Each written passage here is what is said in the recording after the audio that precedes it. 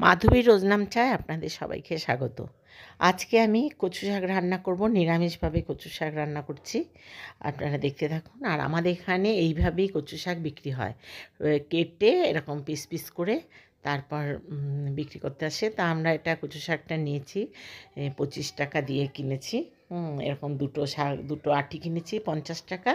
তা আজকে আমি নারকেল দিয়ে রান্না করে আমি দেখাচ্ছি, নিরামিষ, একদম নিরামিষভাবে রান্না হবে। নারকেল দিয়ে করব, আর পুরো নিরামিষ। কিন্তু কিভাবে কচুটা কাটি আমি সেটা আজকে আপনাদের সাথে শেয়ার করছি এবং রান্নাটাও করব, আপনারা দেখতে থাকুন।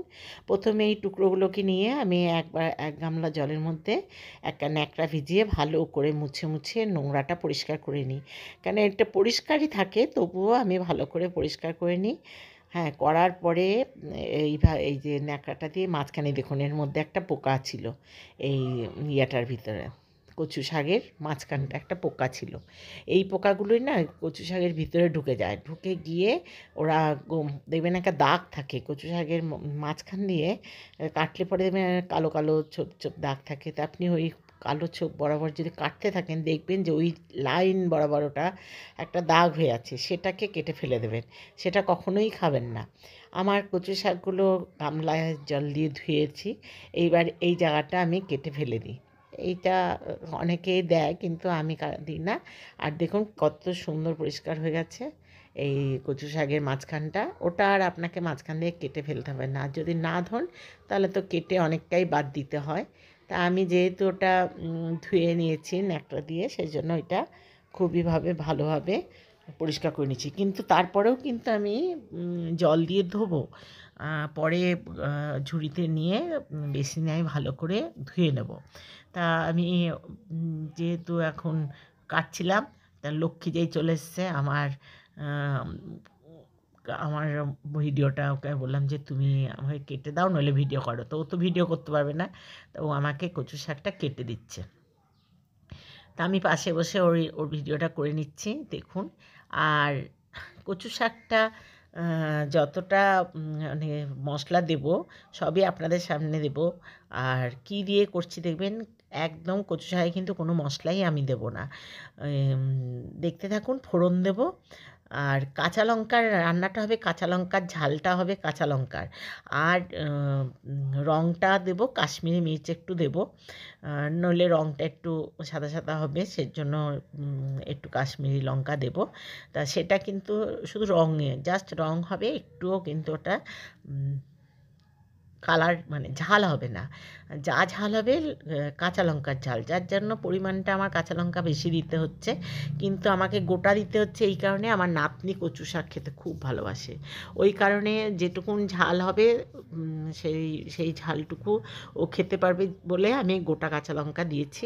তা আপনারা আমার ভিডিওটা দেখতে থাকুন।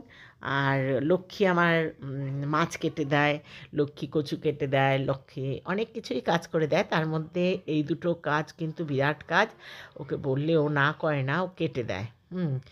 আর লক্ষ্মী এরকম সব কচু শাক ওর কাটা হয়ে গেছে, এইবার ও ধুয়েও দেবে। তা ও যখন ধুয়েছে তখন আর আমি যাইনি ওর কাছে, ধোয়া গেছে। আমি যখন পরে বললাম আমি আর পারবো না ধুতে। তারপরে বৌমা কচু শাকটা হাঁড়িতে আজকে বসিয়েছে, কারণ অনেকটা কচু শাক, দুটো আটি, বুঝতে পারছেন, যার জন্য অনেকটা শুকিয়ে নিচে চলে গেছে। এতক্ষণ এটা উপুড় হয়েছিল। এরপর আমি নারকেলটা কুড়িয়ে নিয়েছি, নারকেলটা ওই কুড়িয়ে দিয়েছে। এরপর কচু শাকটা দেখুন এক গামলা, এই এই কচু শাকটা আমি নিরামিষ করছি আজকে। এখন আমি আপনাদের সাথে নিরামিষ কচু শাকটা রান্না দেখাচ্ছি। প্রথমে নারকেলের কুচি কুচি করে কেটে আমি শিলে থেতো করে নিয়েছি। এবার ওই শিলে থেতো করার পর তারপর আমি নারকেলটা কড়াইতে তেলের মধ্যে ভেজে নেব। ভাজাটা হয়ে যাক, আর কিছুটা কাঁচা রেখেছি, ওটা পরে দেব। নারকেল দিলে একটা আলাদা একটা টেস্ট আসে, সেই স্বাদটা একদম নিরামিষ রান্না হচ্ছে। যার জন্য আপনারা যদি এরকম নারকেল দিয়ে করেন, আমি যেভাবে করছি সেইভাবে করে খেয়ে দেখবেন, খুব ভালো লাগবে। আর বন্ধুরা, আপনাদের একটা কথাই বলি, কচু শাকের দেখতে বাজে জায়গায়, বাজে জায়গায় হয়, সেজন্য অনেকে ঘৃণা পায়। কিন্তু কচু শাক খাওয়ার যদি আগে আমি এইভাবে পরিষ্কার করে নিই, প্রত্যেকেই কচু শাক কিন্তু খাবে। আর কচু শাক আমি প্রথমে এই জায়গাটায় বলা হলো না আমার, কড়াইতে যে তেলটা ছিল নারকোল ভাজা তেল, সেই তেলেই কিন্তু আমি রান্নাটা করছি। ওতে আমি একটু পাঁচফোড়ন সোমবার দিয়েছি, আর তেজপাতা দেওয়ার কথা ছিল, আমি তেজপাতা খুঁজেই পেলাম না। হ্যাঁ, ও তেজপাতা দিলাম না, ওই জন্য আপনারা তেজপাতাটা দেবেন। হ্যাঁ, এবার ওই পাঁচফোড়ন সোমবার দিয়ে এই কচু শাকটা আমি দিয়ে দিয়েছি। তারপর আমি একটু কাশ্মীরি মির্চের মানে রং হওয়ার জন্য একটু লাল লঙ্কা গুঁড়ো দিলাম, যাতে লঙ্কা মানে একটু রঙটা আসে। আর নুন দিয়ে দিলাম। আর কিন্তু কোনো মশলা আমি দেবো না। এই আমার রান্নায় মশলা খুব কম থাকে দেখবেন, সমস্ত রান্নায় আমি পেঁয়াজ, রসুন, আদা এগুলো খুব কম ব্যবহার করি। আর জিরে, ধনে সব কিছুই যে মানে এই কচু শাকে তো কোনো রকমই আমি দেবো না। তা আপনারা দেখতে থাকুন আমি কি মশলা দিচ্ছি। আর দিচ্ছি এই চিনি। এই দিয়েই রান্না করে খেয়ে দেখবেন ফাটাফাটি, মানে কোনো গরম মশলা না, ঘি না, খেয়ে কোনো শরীর খারাপ করবে না। আপনাদের যদি ভালো লাগে এইভাবে করে একবার খেয়ে দেখবেন, আমাকে জানাবেন কমেন্টে, আর লাইক দিয়ে আমার সাথে থাকবেন। আর এরপরে আমি নিয়ে আসছি মানে নিরামিষ আর আমিষ, আর একটু নারকেল কোড়াও দিয়ে দিলাম, কাঁচা নারকেল কোড়া, এটা আর কি সাজিয়ে দিতাম। এবার সাজিয়ে দিলে কী হয়, যারা উপরে পায় দেখতে সুন্দর লাগে কচু শাকটা। তা আমি এটা তো আর রান্নাটা আমি তো রান্না দেখাচ্ছি না, আমি যেহেতু আমার এটা ব্লগ চ্যানেল দেখাচ্ছি, ওই জন্য আমি এর সাথে মিশিয়ে দিলাম যাতে সবার পাতেই পড়ে। এবার কচু শাকটা আমি নামিয়ে নেব, অনেকটাই শুকিয়ে গেছে, আর একটু শুকানোর পর আমি এটা নামিয়ে নেব। এবার আমি রান্না করছি আমিষ দিয়ে, মানে চিংড়ি মাছ দিয়ে রান্না হচ্ছে কচু শাকটা। অর্ধেকটা করা হলো নারকেল দিয়ে, আর অর্ধেক করা হচ্ছে চিংড়ি মাছ দিয়ে। তা প্রথমে তো ঝরিয়ে নিয়ে মানে সেদ্ধ করে, অনেকটা তো যার জন্য দুবারেই আমাকে সেদ্ধ করতে হয়েছে। এটা কুকারে সেদ্ধ করা হয়েছে, যার জন্য এটা একদম গলে গেছে। তা যাই হোক, কুকার থেকে এটা নামিয়ে নেওয়া হয়েছে। এবার জলটা চিপে চিপে বার করে দেওয়া হচ্ছে। আবারও কড়াইতে তেল দিয়ে গরম করা হচ্ছে। একটা কড়াইতে পমফ্রেট মাছ ভাজা হবে, আর একটাতে কচুটা হবে। তা আগের ইয়েতে কচু শাক মানে নারকেল দিয়ে দেওয়া হয়েছিল, একটু নারকেল আছে, তা ওই নারকেলটাও এই কচু শাকে দিয়ে এইটুকুনি নারকেল আছে। আর এখন চিংড়ি মাছটা আগে ভাজা করে নিচ্ছে। আর এটা কিন্তু বৌমা রান্না করছে, নিরামিষটা আমি করেছি, এবার বৌমা করছে এই কচু শাকটা চিংড়ি মাছ দিয়ে। তা ও বলল যে যাও তুমি ভিডিওটা করো, আমার ভিডিওটা করতে হবে, দিতে হবে, সেই কারণেই আর কি ও আরও করতে গেল। তাছাড়া করতো, ওই করতো। যাই হোক, চিংড়ি মাছটা ভাজা হয়ে গেল, ভাজা বসিয়ে দিয়েছে, আর ওপাশে এখন পমফ্রেট মাছগুলো ভাজবে। তো তেলটা গরম হয়েছে কিনা দেখছে, ভালো করে তেলটা গরম করে দিলে মাছটা ভাঙবে না। এই মাছগুলো এক এক করে নুন হলুদ মাখিয়ে রেখেছিল, নুন হলুদ ছড়িয়ে রেখেছিল, এখন মাখিয়ে এক এক করে ভাজা করে নেবে। আর এখানে চিংড়ি মাছটাও ভাজা হচ্ছে, হালকাই ভাজবে, চিংড়ি মাছ বেশি ভাজলে শক্ত চামড়ার মতো হয়ে যায়। আর পমফ্রেট মাছও কিন্তু দুটো দুটো করে ভেজে নিচ্ছে। তা এদিকে মাছটা ভাজা হোক, ওদিকে কচুটাও বসিয়ে দিই। দেখুন আমিষ কচুটা কীভাবে রান্না করে, মাছটাকে তুলে রাখলো।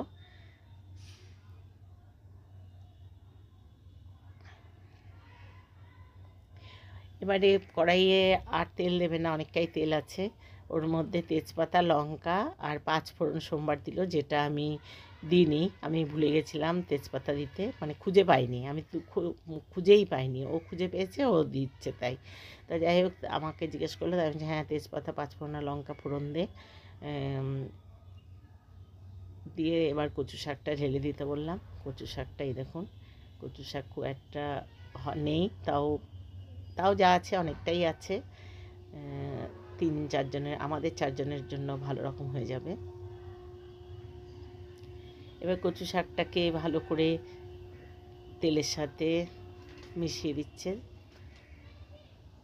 এরপর এতে এক এক করে হলুদ দিল, নুন, আর এটা একটু ঝাল করবে, কারণ এটা ও বলছে ও যে নুন অনেকটাই নাকি দিয়ে দিয়েছে, সে নুনটা আবার তুলে ফেলে দিল। কেন সেদ্ধ হওয়ার সময় ও অনেকটা নুন দিয়েছে, পরিমাণ অল্প তো। আমি বললাম দেখ না, মুখে দিয়ে বলছে যদি গলা ধরে, ভয়ে ও খেলো না। তা যাই হোক, এখন ও ভালো করে রান্নাটা করছে। এরপর এই নারকেলটা কুচি কুচি করে কেটে নিয়েছে, এটার ভাজেনি, একটুখানি কি ভাজবে তাই কাঁচাই দিয়ে দিয়েছে। ওই চিংড়ি মাছটাও দেবে এরপরে। তা যদি আপনাদের ভালো লাগে একবার করে খেয়ে দেখবেন, এরকম মশলা কম দিয়ে খেলেও কোনো শরীর খারাপ করবে না। আর ভালো লাগলে লাইক শেয়ার কমেন্ট করবেন, সাবস্ক্রাইব করে আমার পাশে থাকবেন। নতুন বন্ধুরা আপনারা আমাকে সাবস্ক্রাইব করবেন, সাবস্ক্রাইব করলে অল বাটন বাজিয়ে দেবেন। আর পুরনো যারা আছেন তারা তো আমার সাথেই আছেন, আমার সাথে থাকবেন, চিরকাল থাকবেন। আমি যতদিন ভিডিও করতে পারবো ততদিন আপনারা আমার সাথে থাকবেন, এটাই আমার আশা। এখন চিংড়ি মাছটাও দিয়ে দিল, চিনিটাও দিয়ে দিল।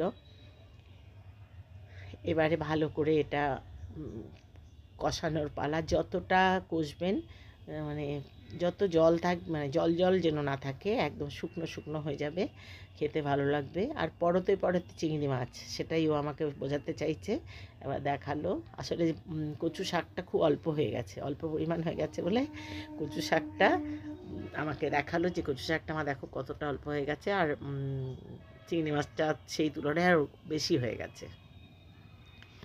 এবার পমফ্রেট মাছগুলো সব ভাজা করে নিয়েছি। এবার পমফ্রেট মাছগুলো এই মশলাটাও আমি দেখিয়ে দিচ্ছি।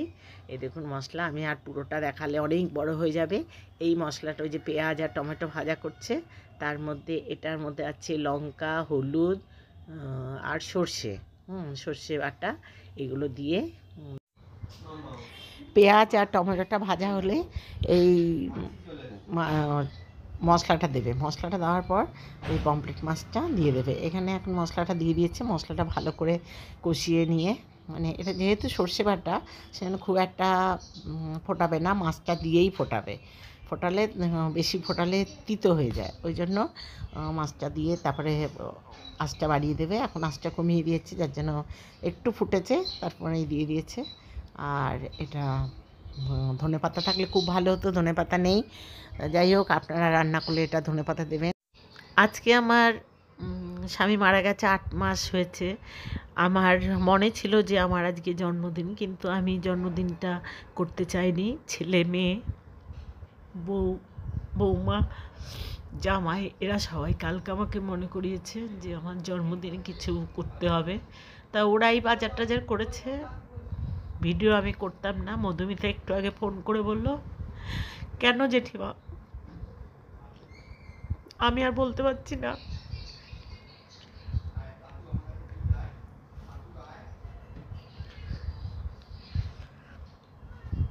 যাই হোক, আপনারা আমার সাথে থাকবেন, পাশে থাকবেন, আর ভালো